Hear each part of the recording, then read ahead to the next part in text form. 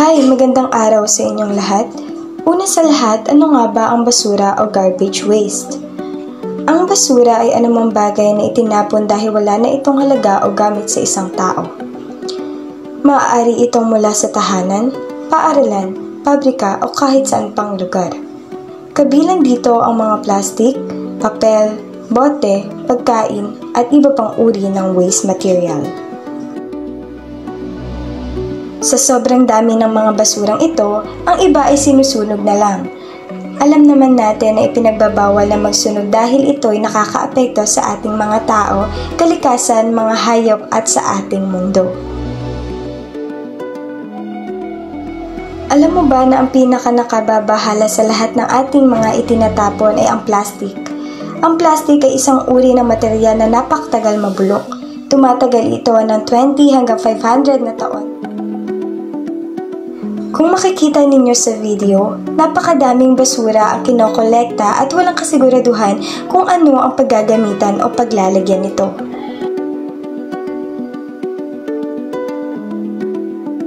Epekto ng basura sa tao at kalikasan, sa kalusugan. Ang mga tambak na basura ay maaaring pagmula ng mga sakit tulad ng dengue, leptospirosis at iba pang sakit na dala ng maruruming tubig o insekto. Sa panahon natin ngayon, hindi man masyadong napapansin pero isa na rin sa problema ng mga tao o mamamayan at lalo na ang gobyerno ay ang napakadaming basura na nakakalat sa iba't ibang sulok ng mundo. May paraan para maiwasan ang mabilisang pagdami ng mga kalat na ito. Ito'y sa pamamagitan ng pag-recycle o paggamit nito sa ibang paraan kagaya ng nasa video.